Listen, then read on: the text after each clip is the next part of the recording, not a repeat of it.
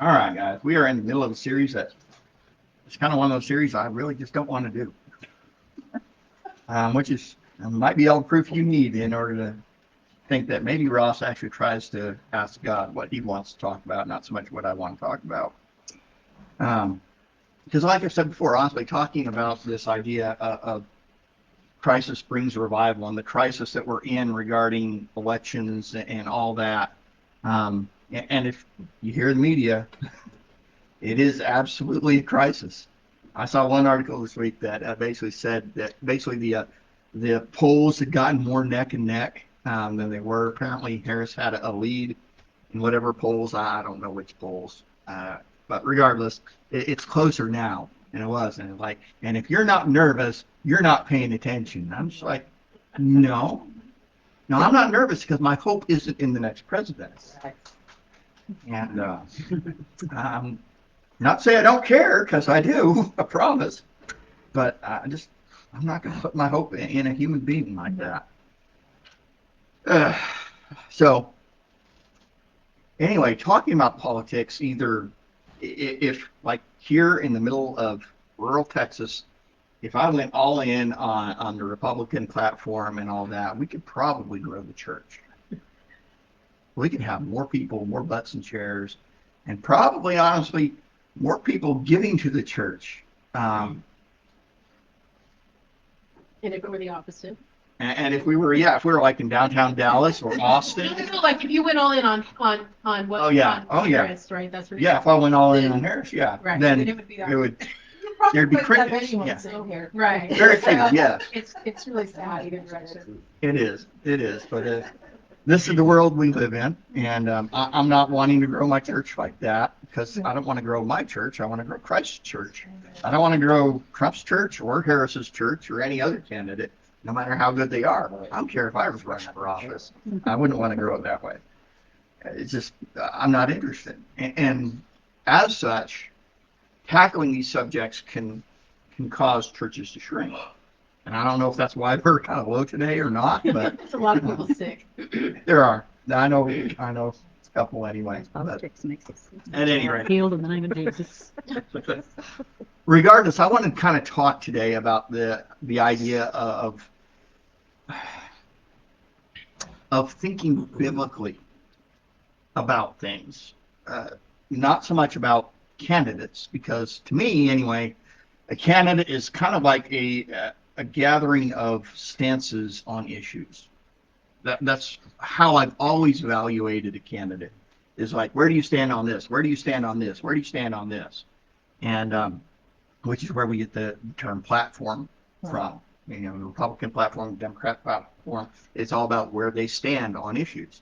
And so I want us to really get to the point where we think biblically about things, where whatever party you may have historically aligned yourself with doesn't tell you what to think and what to do, where we look to God to figure out what to think and what to do and how to vote, which means that, at least for me anyway, that's meant that I don't align very well with either of the main parties. And frankly, I haven't found a third party I align with very well either. So, I mean, there was a point in time, I think you could have been with either party and been a devout Christian.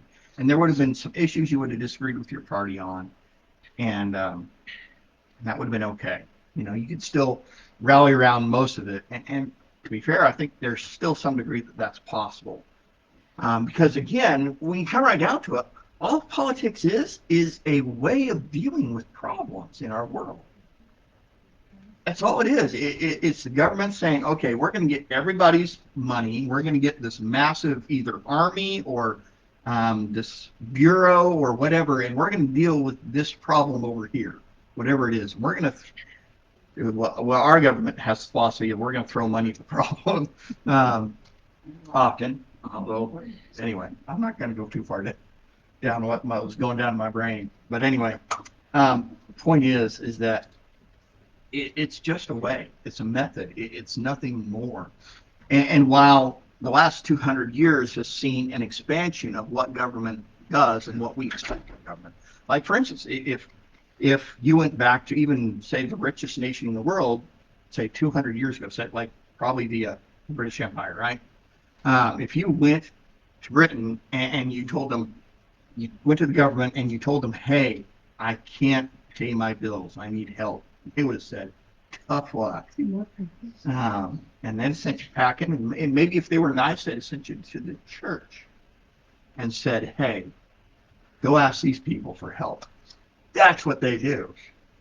And that's basically the way things went. But over the years, the government has stepped into more and more things. And you know, you can make arguments about whether that's good or bad. I've got my ideas. I'm sure you got yours. And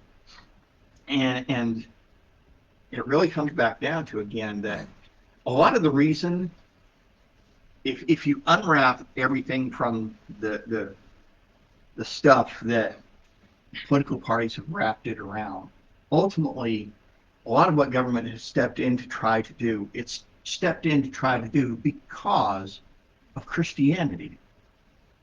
So the idea of taking care of the poor, so like our welfare, people you know who may be on welfare or food stamps or whatever else, all that came about because Christians got in the office and they said, government can do something about this problem. We don't need to leave it all on the shoulders of the church or your neighbors or your relatives. We can step in and do something. And whether you feel like that's the right move or not, I'll say that's the right heart for the issue, that they would care enough to do something about it. And so we need to make sure that when we look at an issue, that we need to remember that how we speak about an issue matters. It's not just a cut and dried thing, because there are people involved, and there are lives being changed for good or for bad in all these things. And so how we speak about them, if we just come and we treat it like there's nobody whose livelihood is on the line, nobody whose family is potentially on the line, if we just treat these like cut and dried issues, then we have this way of not caring. And as a church, we don't get that luxury. We don't have the ability to just say, oh, well, you know, this is the issue, and so it's just going to be this. We have to come at things with the same mind of Christ. And we see so often that what he does is he deals with compassion. And I know that the Democratic Party would like to say that they're the party of compassion, but compassion looks different in different situations. If I have somebody come to me and say, hey, look, Ross, I'm hooked on drugs, how I deal with that person is going to be with compassion. And if they're coming to me saying, I'm hooked on drugs and I need help getting free, then I'm going to be doing what I can in order to help this person get free. I'm going to, you know, probably refer them to a couple different rehabs I know of and help them get out of that. And that would be probably the way that I would generally deal with that person, saying, I want to get free. But if someone comes to me and says, I'm hooked on drugs and I need some money because I don't have enough to cover my electric bill, yeah, the odds are really high, not always, but the odds are really high, I'm not going to be giving them money. Because compassion in that case typically is going to be, let them, as painful as it is to watch, let them hit rock bottom. That hurts. That hurts me, it hurts them. But it's a pain that causes change. And so I can let that person go through pain, and that's the best way I can show compassion to that person. Like I said, it's not always going to be true, because there's times that we've prayed and we're like, hey God, I don't plan on doing this, but oh, you want me to help this person out with the electric bill? Are you sure about that, Father? It's happened a time or two. You don't give them money for the electric bill. Yeah, we do. We handle it like we don't give them money. We pay it directly to the electric company. And there's times that, you know, honestly, just being, I'm shooting straight here with you. There's times that I disagree with God on these issues, okay? I'm like, God, no, I don't feel like this is the right way to go. And he's like, I don't care what you think. Do it anyway. And okay, all right. But that doesn't happen usually. But the point is that how we deal with issues matter. And it's always from a heart of love. Love breeds compassion. But it also, there's such a thing as tough love. And then there's also questions like, should the government be the people handling this issue at all or not? And so, we're probably going to be coming in different ways. If you get someone from the Republican Party, it's going to look this way. If you get someone from the Democratic Party, it's going to look this way. If you get someone from the Libertarian Party, it's going to look entirely different. And then there's the other third parties as well. We have, I don't know, probably 100 third parties. But regardless, it's just going to look different. We're going to come to different conclusions. And to some degree, that's okay. We just need to, as a church, we need to make sure that we say what we believe, and then we explain why. And this is the part I feel like things break down a little bit on, because we've heard so many talking points from Fox News or CNN or whoever else we listen to, that we kind of adopt those, and we think in those terms. And those are the answers that first come to mind. And that's not the first thing that needs to come to mind. It's not saying that we need to necessarily throw all that out, per se.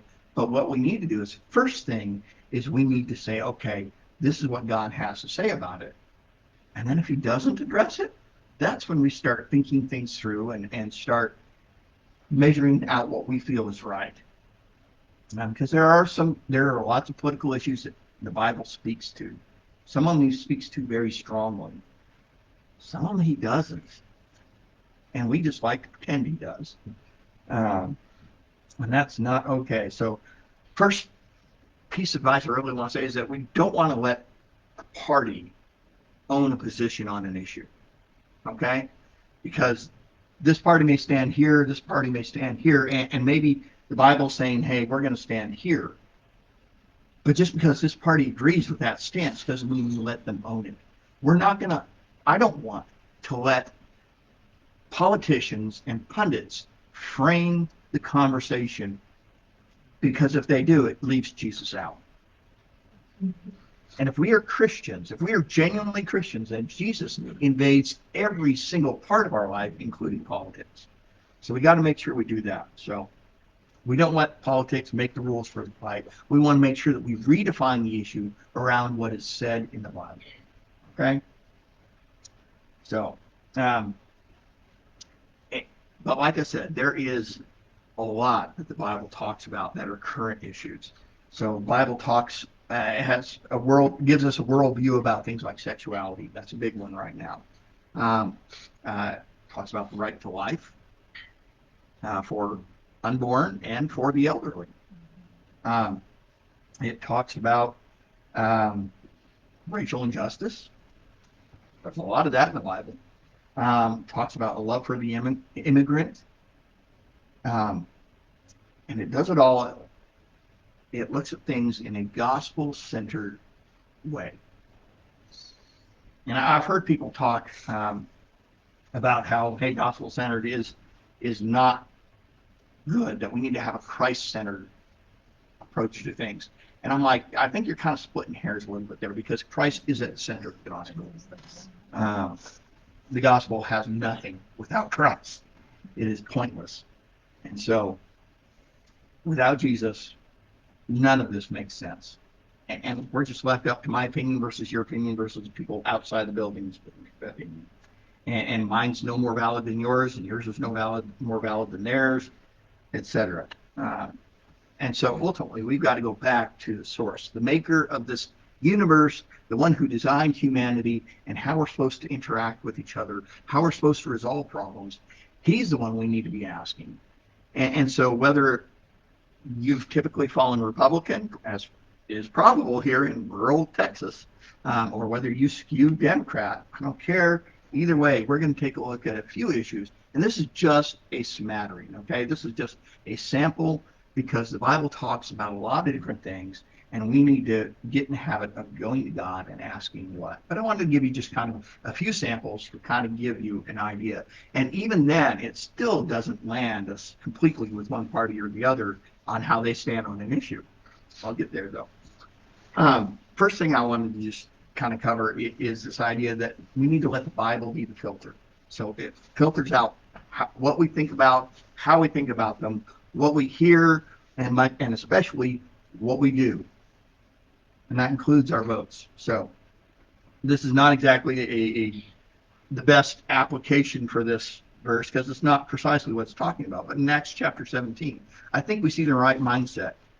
We see that Paul has gone to a city called Berea, and he is talking to these guys, and they are saying, okay, that's good, but we need to check this out. So in Acts chapter 17, let's see, I forgot to write down the verse. Yeah. 11. 11. Hey, there you go.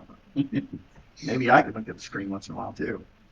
It says, and the people went to the people of Berea were more open-minded than those in Thessalonica. They listened eagerly to Paul's message. And they searched the scriptures day after day to see if Paul and Silas were teaching the truth. And while that's talking about, coming to people with the gospel of Jesus Christ, it's still the basic concept applies to all of life. Whatever it is that comes our way, we need to stop and we need to look at things and think biblically about it. Okay, what does God have to say? These Bereans were ahead of everyone else we can see in the Bible because everyone else, they came, they heard, they're like, oh, wow, that's great. And while it's nice to have people sign on with the gospel of Jesus Christ and become part of the church family, I also don't want them to check their brains at the door. And so searching the scriptures to see what is true and what is right is what we all need to be in the habit of all the time, no matter what subject. So let's talk about one of everybody's favorite subjects here, taxes, okay? Whether you think taxes, like I got a friend who I think half of what he posts online is basically one way or another of saying taxation is theft. And whether you believe that or whether you're like, no, we need to get those taxes because the government can do all the stuff with it, I don't know where you fall on that scale. But regardless, the Bible has something to say about taxes, but maybe not as much as we would like it to say. So in Matthew chapter 22, verse 17, Jesus is being tested here because Pharisees, they're all the time, they're trying to trip him up one way or another. And they know that they have very limited authority. If they had all the authority, they would have just had Jesus executed a lot earlier for blasphemy. But they didn't have that authority. If they wanted somebody executed, they had to work through Rome, or they knew Rome was going to fall down hard on them. So they're trying to get Jesus in trouble with Rome. So, all right, here we are, verse 17. See, I lost my spot here. All right, now tell us what you think about this. Is it right to pay taxes to Caesar or not? But Jesus knew their evil motives. You hypocrites, why are you trying to trap me? Here, show me the coin used for the tax. When they handed him a Roman coin, he asked, whose picture and title are stamped on it? Caesar's, they replied. Well then, he said, give to Caesar what belongs to Caesar and give to God what belongs to God. Here's a reply amazed them, and they went away. Tried to trap him up politically, and it didn't work. He saw right through it. And that's such an amazing passage that has huge implications all over the place. But he's basically saying, hey, they require taxes. We're under this government, so we got to pay taxes. So give to Caesar what belongs to Caesar. What? I was just going to say now, though, all of the money and stuff say in God we trust. So it's God's money. But it's still Washington or Lincoln right. or. But they're dead. They are? Yeah. We know. Don't try that. Yeah, we know. We know where it goes. Yeah, I agree. But when line, Rome, they conquered them, and it'd be by like China coming over here and taking over America and then us paying tax to China. What do you think the people in America would say about that? Let's say, The I would say same beat thing my that 45. God's saying in the Bible. Yeah. We would be very angry with you. Yeah. Yeah, we would. We would unquestionably be angry. But regardless, Jesus is saying, hey, it's right to pay taxes. Not to say that Rome was right about how they gathered taxes or how much they gathered. He's not saying anything like that. He's just saying this is required. We're going to give it. In fact, in Romans chapter 13, it talks about how we're supposed to submit to government. So, admittedly, that's hard sometimes. And I believe, honestly, there are times it is right. And I was planning on getting here later, but there's times it's right to not obey the government. Because Timothy had God's word. We'll get there for sure. We will get there. But I'm saving it for a little bit later, okay? Now, one thing Jesus didn't say here is he didn't say only 20% tax is right, Right. or 30%, or 10%, or 1%, or whatever. I don't care what percentage or what method of tax you're talking about. He doesn't talk about it. He just says, basically pay your taxes. Yeah. Very simple message. So there's no biblically ideal tax rate or tax plan. So as far as that goes, Harris and Trump, they both have their own plans. How much they can get of that they can get through Congress is another question. But regardless, it's going to be a challenge. So we see that. Now, that's just one. Like I said, it speaks to it, but it doesn't say a lot about it. It says that we got to pay them, but it doesn't say who we got to vote for in regards to tax plan. So there's that. Another issue it talks about is the idea of poverty.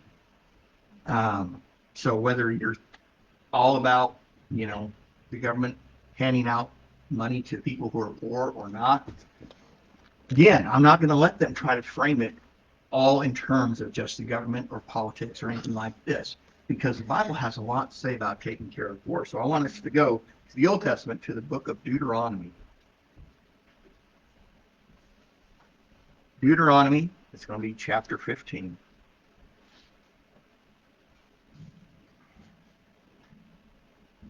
Deuteronomy chapter 15, looking at verse 7. It says, but if there are any poor Israelites in your towns, when you arrive in the land the Lord your God is giving you, do not be hard-hearted or tight-fisted towards them. Instead, be generous, lend them whatever they need. Do not be mean-spirited and refuse somebody a loan because year for canceling debts is close at hand. If you refuse to make a loan and the needy person cries out to the Lord, you will be considered guilty of sin. Give generously to the poor, not grudgingly, for the Lord your God will bless you in everything you do. There will be always some in the land who are poor. That is why I'm commanding you to share freely with the poor and with other Israelites in need. He just lays it out. And he's not saying that the government is the answer. He's not saying that the government is not the answer. But he is saying that we need to have a heart that cares about people who are hit hard times. And that we need to be generous with them. Now, again, the Democratic Party typically will say, hey, let the government handle that. And that's one way of dealing with the problem. And the Republican Party will say, no, this is more of an individual problem, and so people need to deal with that. And that's another way of handling it.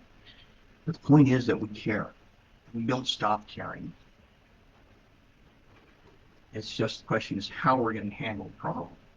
But we need to frame all these problems from a biblical state of mind. And so you can kind of think through what you know about the Bible and say, okay, from what I know about what God's Word says, what's the best way to handle the issue of poverty? Say homelessness, or maybe veterans who are homeless.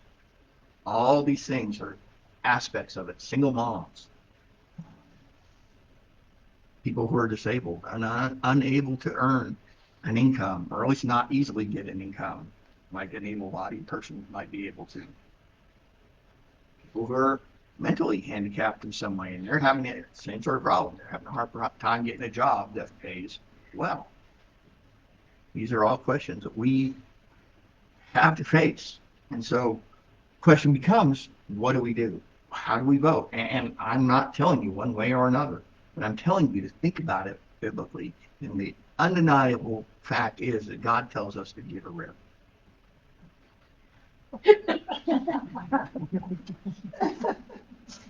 Guess I said something differently. It's great, it's great. Okay. All right. Another thing. Let's talk about immigration. Although the Bible doesn't use that term at all. Let's take a look a little bit further to your left in the book of Exodus. Exodus chapter 22.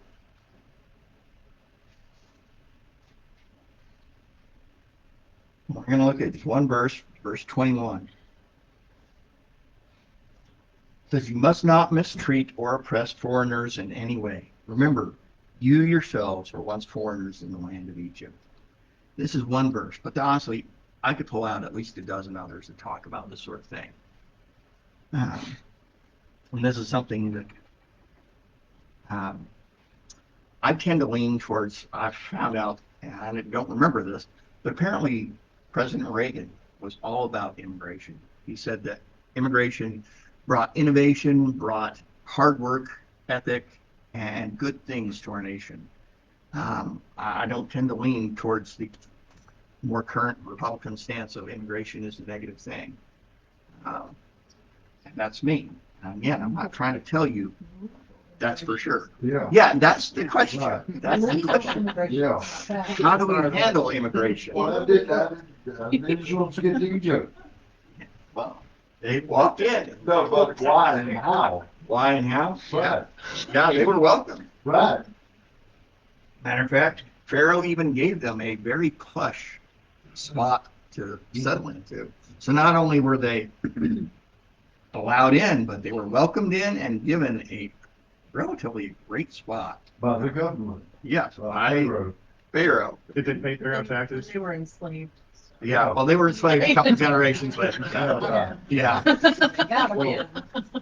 but the point is that throughout the Bible, you see that we're supposed to care about people who are foreigners. And simply put, it comes back down to the simple idea of love your neighbor like you love yourself. When somebody comes in and they're a stranger, they don't, because again, Motel 6 wasn't a thing.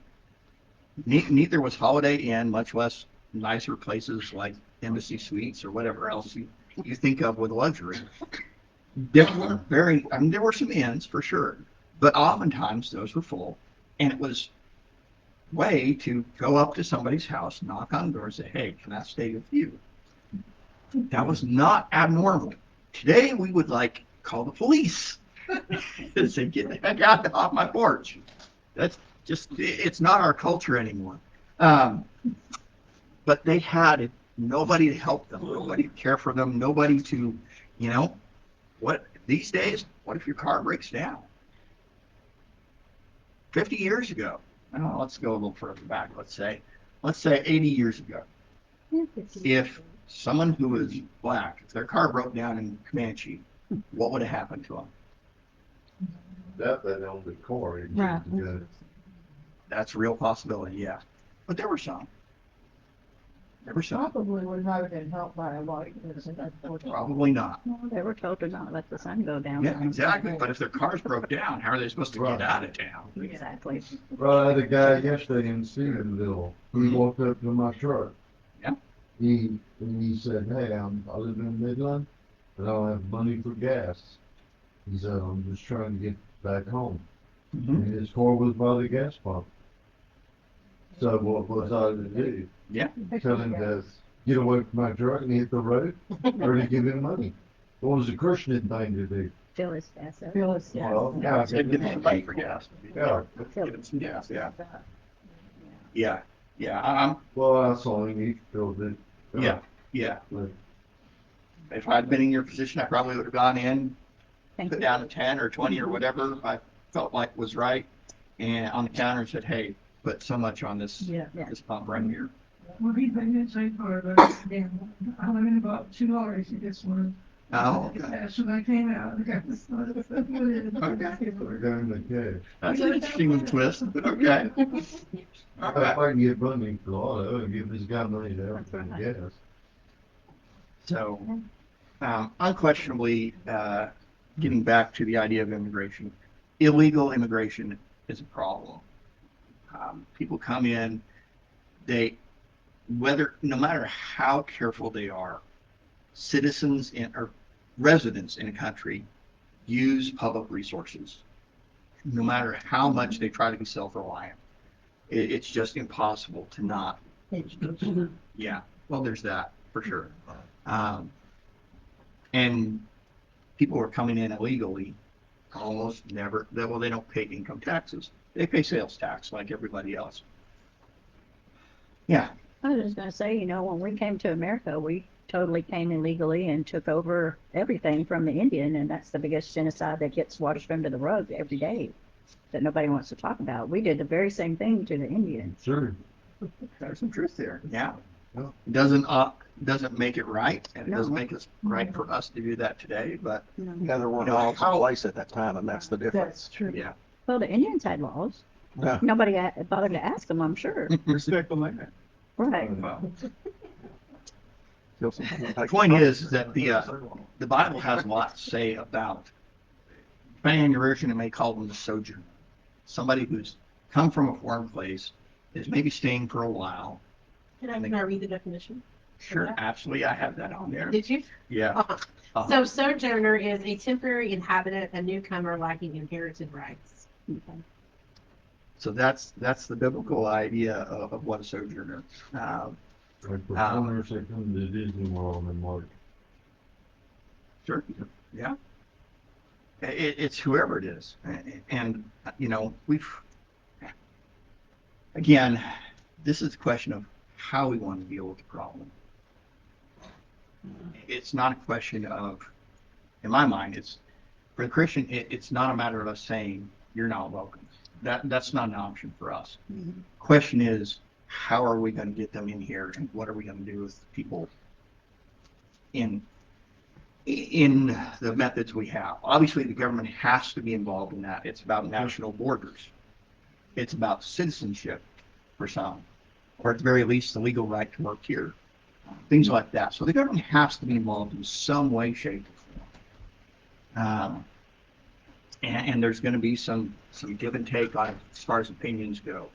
I'm not trying to tell you, but what I'd really like to see is that whoever gets put in charge of the problem, I'd love to see them have a heart for people coming and hopefully getting the right people in here and making the country a better place because they're here. And then we'll see how the government handles things.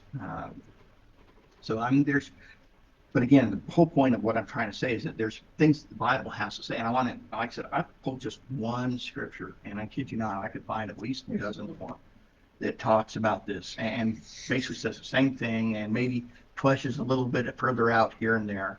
But this is basically the idea: is that we're supposed to be welcoming, and as the church, that's what we're going to be. Not to say again that the matter of legality doesn't need to be resolved. Because it does. And I'm not going to try to say what the right solution is. Not here anyway. You can ask my opinion later on, but I'm not going to talk about my opinion here and now. So at any rate, so we see those are just like three issues: taxes, the idea of poverty, and the idea of the immigrant. Those are just three things. Like I said, we could go on and on and on. We could go through platforms or whatever the debates have brought up, and we could go through it, and we could try to find Bible verses that speak to these situations and these issues, and we could go at it. But I'm going to trust you guys. Just, again, everything I'm wanting you to do is to make sure that you're framing things within what the Bible says. So there's that. Now, I also have to say that there was a point in time, like back in the 80s and the 90s, that the church typically found a home inside the Republican Party. And the Republican Party has changed. The Democrat Party has changed, in my opinion, even more. But regardless, they both changed. And like I said, I don't feel at home in the Republican Party anymore. One time I generally did. Have disagreements, sure, but there's enough I disagree with them about these days where I don't feel like that's at home. And so, in a very real sense, Christians have become a minority. We used to be a part of a party, you could say, but I don't feel like that's the case anymore. And honestly, I don't know that it should have ever been the case. But regardless, we're a minority, but let us be a convictional minority. Let us be able to know what we believe, why we believe it, and be able to explain that to people. And they may not care about what God has to say. Matter of fact, they probably won't. And that's on them. But we need to know what we believe and why we believe it. We can't be lazy about this. And let's face it, when we got 24-hour news for almost all my life, we have people telling us what to think all day long. You cannot take in even a quarter of the content, even if you stayed awake 24 hours a day and took it all in all the time. You couldn't take it all in. We're a minority. Let us be a convictional minority. We've got to know what we believe and why we believe it. We've got to be able to tell people. So, and lastly, like I said, or not lastly, sorry, I'm not quite done. But I said politics is a way of dealing with the problem. But you know what? The church is a way of dealing with the problem. How does the church respond to homelessness? How does the church respond to poverty in general? How does the church respond to our unique niche in taxes, for example? What do we do with the fact that we're tax exempt? What's going to happen to the church if we lose tax exempt status? How are we going to handle things at that stage when we have to start paying corporate taxes on what people give to the church? Interestingly, the government, some of the referrals, or at least where I work, a lot of referrals to the church. Yeah. We have some funding, but it's like, well, no, that's all we can do. Maybe the government works in the churches in the United States. That's fascinating how the government always comes out to the church. Yeah. And also, They don't give enough money to do it. Right. They'll put out their referrals. right. And to be honest, I thought about bringing in, there's a historian, a scholar named Tom Holland. Is that right? Spider-Man? It's the same name. It's the exact same name. But it is two different people, okay? One's an old man, one's a young man. Entirely different spirits. But he wrote a book called, I believe, called Dominions. And it's a historical, it's kind of a, for lack of a better term, it's a pop historical. It is, from what I've heard. I've read it. But I hear people I respect recommend it. So, but in it, Tom Holland has basically laid out the case that civilization is as good as it is because of Christianity. No, Tom Holland is not a believer. So that's, in my mind, that's an extraordinary conclusion for him to come to. That basically saying that civilization is better because of Jesus Christ and his followers. And there he is.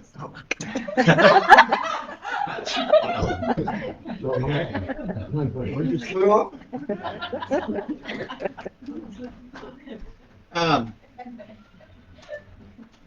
But it's changed things dramatically. When Jesus preached the Sermon on the Mount, he gave us the Beatitudes, blessed are the poor in spirit, for theirs is the kingdom of heaven, all that. He gave us a way of dealing with the world. He gave us, these are the things we ought to do. And so,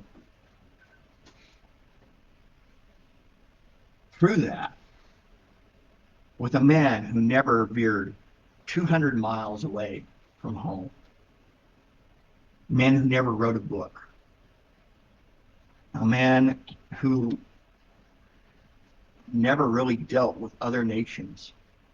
He never got into any sort of government office. He never had an army. Oh, never had an earthly army. He never conquered anything.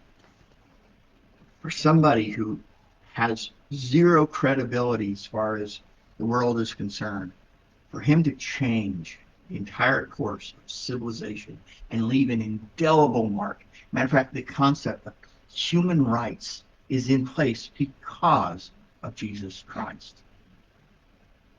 It didn't exist elsewhere in the world.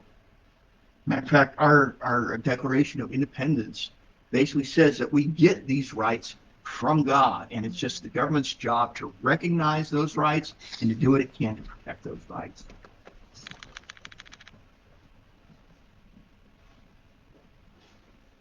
That is the power of Jesus Christ, and that is the power of Jesus Christ through his church.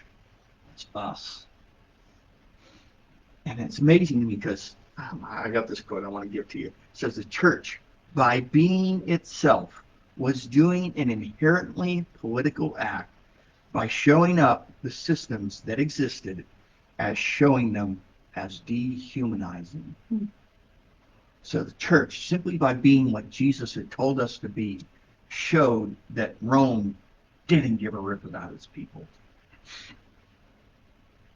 Well, we debate things like abortion, but back in Roman culture, they would just have a baby, say, oh, it's a girl. I really didn't want a girl. Let's just leave it out on the porch. And that baby would die of exposure. And that was normal. That was perfectly normal and acceptable behavior. And it wasn't even a matter of, oh, I want to have a son because a son can, do all this stuff. It's like, no, I don't want a girl. Women were utterly devalued. They were pretty much property. And you know what? The church raised a lot of those kids that were left to die. Yeah, exactly. That's part of the way the church gained public support, is that they would find, someone in the church would find this baby sitting out, and they would take that baby in. They would raise it as their own, as a part of the family. And that kid would get raised with Christian values, probably have a personal relationship with Christ because they were exposed to that as a kid and as an adult. And then suddenly, all of these Roman men were looking around for a wife. Guess where they had to go? Had to go to the church, because that's where the women were. And he changed the world. And we were his tools to do that. You and me. We still have that power. We can still show that the world's way of doing things is dehumanizing. And that we are all made in the image of Christ. And we all have inherent value. And I'm just going to warn you that when we start to do things his way, we're not going to be popular. We're going to be denigrated. We're going to be dismissed. Jesus warned us that the world would be against us. He says, they'll hate you because they hated me first. And that's our spot. And so, is it kind of sad that the Christian world does not have the influence that it had back in the 90s? Well, kind of, yeah, for sure. But we got to realize that was a complete anomaly. That was a weird thing, that Christians had political influence and power. It's not historically, globally been the case. Yeah, we had our heyday with Rome. We got a Christian emperor. We had good times there, and we had some good times in England and wherever else. But you go to some place like, say, Vietnam or China, Japan, a lot of Africa, Middle East. Christianity has been a minority. We do not have political influence as a norm. It was nice while it lasted. Now we're a minority. That's okay. The world's going to hate us because we keep coming at things the same way. We're saying, what does God say? What would Jesus do about this situation? And we vote that way. Now, like I said, you guys are going to have to iron out because there's a ton of wrinkles. I'll be first to admit this. We touched 3 issues out of how many political issues there are. And how that even works itself out in politics. I'm leaving it up to you guys to iron all this out. It's a mess. I'm not lying to you. It's a mess. But we got to come at things from a biblical frame of reference. Anything less is serving a different master. Let's pray. Lord God, I come to you and I just apologize for the years that I spent making politics a more important thing than it is. And just ask that you help me to stay in the lane that you set me in, to affect the lives of people around me, to be as responsible a citizen as I can be, to make this world a better place, whether they come to you or not, but to preach the gospel at every opportunity so that hopefully some will come to know you.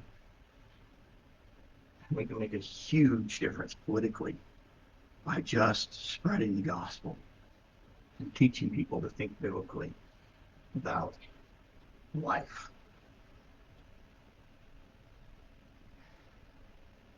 Lord, help your church to be the church you want it to be. So whether that's Live Oak Church or any other church here in town or across the nation or the world, help your church to be what you've asked us to be. Help us to love our neighbors like we love ourselves. Help us to put you first, your ways first. And just trust you to handle the rest. You are in charge, even though it doesn't always feel that way. Thank you that our hope is not in any human being, in any party, in any candidate. It's in you. If we get off on that, tap us on the shoulder, bring us back home. Pray this in the name of Jesus.